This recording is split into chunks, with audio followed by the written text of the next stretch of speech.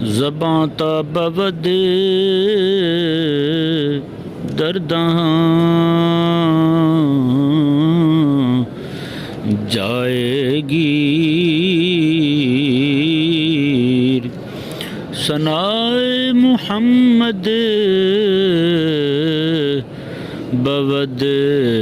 دل پذیر ثنائے محمد بود دل پذیر۔ حضرت شیخ سعدی رحمہ اللہ عرض کرتے ہیں حضور کی بارگاہ میں کہ جب تک میرے منہ میں زبان باقی ہے، جب تک میں زندہ ہوں اور میری زبان کام کر رہی ہے، تب تک میں رسول اللہ صلی اللہ علیہ وآلہ وسلم کی مدح و ثنا کرتا رہوں گا، حضور صلی اللہ علیہ وآلہ وسلم کی عظمت اور شان بیان کرتا رہوں گا، کریم آقا صلی اللہ علیہ وآلہ وسلم کی عزت اور ناموس کی بات کرتا رہوں گا۔ آگے کہتے ہیں حبیب خدا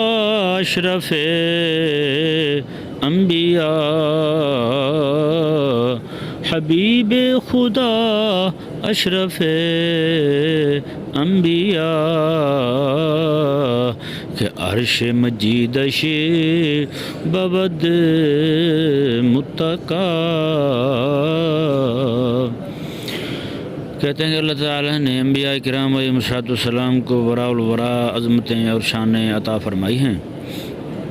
کہتے ہیں کہ اور حبیب کریم صلی اللہ علیہ وآلہ وسلم کو اللہ تبارک و تعالیٰ نے اپنا حبیب بنایا ہے، اور آپ صلی اللہ علیہ وآلہ وسلم کو تمام انبیاء کرام علیہم السلام پر شرف اور فضیلت اور عظمت عطا فرمائی ہے۔ اور آپ صلی اللہ علیہ وسلم کی عظمت اور شان کا ایک پہلو یہ ہے کہ رب تبارک و تعالیٰ کا جو بزرگی والا عرش ہے وہ آقا علیہ السلام کی تکیہ گاہ ہے۔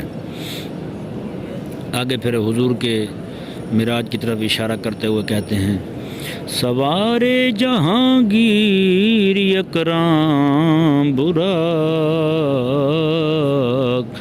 سوار جہانگیر اکرام براق کہ بگذشت از قصر نیلی رواق۔ کہتے ہیں وہ سوار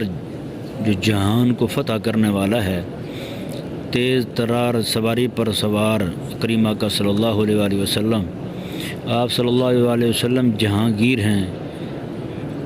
سوار جہانگیر، جہان کو فتح کرنے والا، یعنی آقا صلی اللہ علیہ وسلم فاتح عالم ہیں۔ اور فرمایا کہ آپ صلی اللہ علیہ وسلم کی عظمت اور شان یہ ہے کہ آپ صلی اللہ علیہ وسلم نیلی رنگ والے آسمان سے بھی حضور پار چلے گئے، یعنی آقا علیہ السلام لا مکانوں میں جا کر کے مولا تبارک و تعالیٰ کے دیدار سے مشرف ہوئے ہیں۔